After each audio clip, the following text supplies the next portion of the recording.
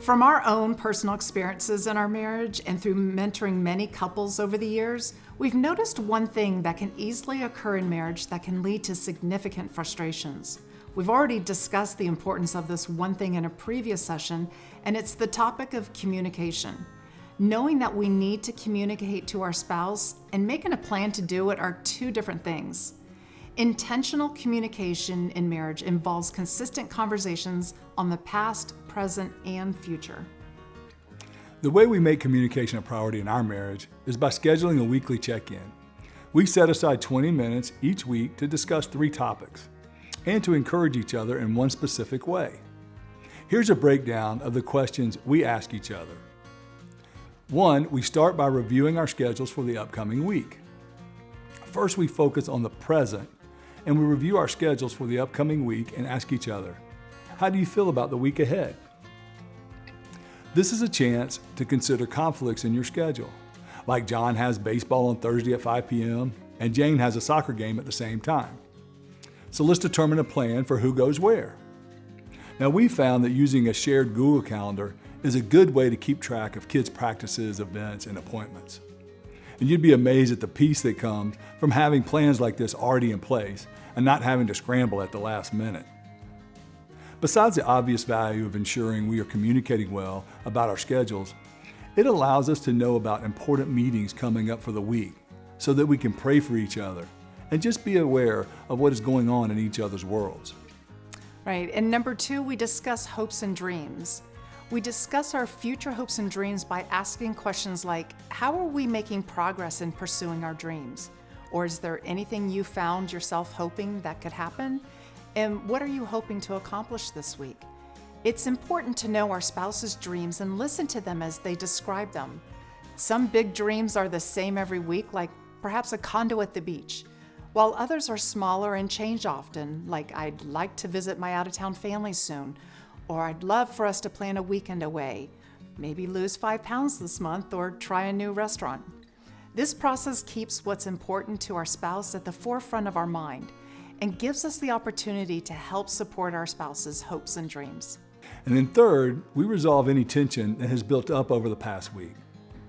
Make sure to provide an emotionally safe environment to talk about this next session. Here's the process.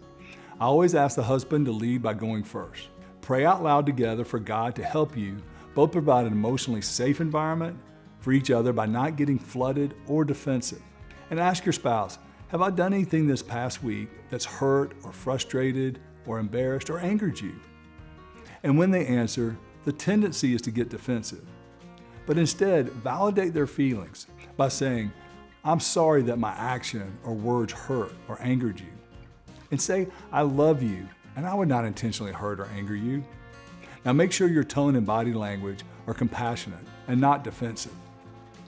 Their feelings are real, even though you might think that they are not justified. And then ask curious questions and really listen. Next, ask what your spouse wished you would have done differently. Then either say, I will work hard to do that next time, or if you feel it will be difficult to do that next time, suggest an alternative. The key is jointly coming up with a solution. And then after the husband finishes this process, the wife will start the process.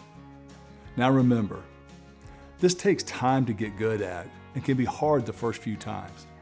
So be patient and persistent, because the reward is you will actually feel closer afterward if done with compassion. And issues will not build on each other over time.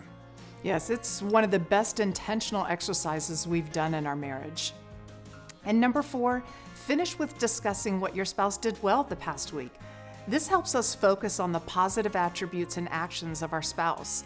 This is very important as our brain often wants to focus on the negatives, and this helps train our brain to focus on the positives. For example, this week Russ did the grocery shopping. I do not like grocery shopping. It's just so cold in the grocery store. So this is my opportunity to really share how much I appreciated that he took care of it. It means the world to me when he does an errand that he knows I don't like doing. And this part of the weekly check-in, it helps me make sure that I'm communicating these things to him and not just thinking about how grateful I am. And for example, for me is this past week, Danielle sent me a text right before a really important meeting that I was anxious about, that she was praying for me. And it means the world to me. I get all this peace right before this meeting because she's prayed for me. And the reason she knows I had this meeting is because when we were reviewing our schedule for the week, she made a note. And then here it is Thursday, and she sends that text. So when we're doing the celebration part, it reminds me to thank her for that text that she sent me during the week. Now, this is what works for us, but you can create your own topics to discuss.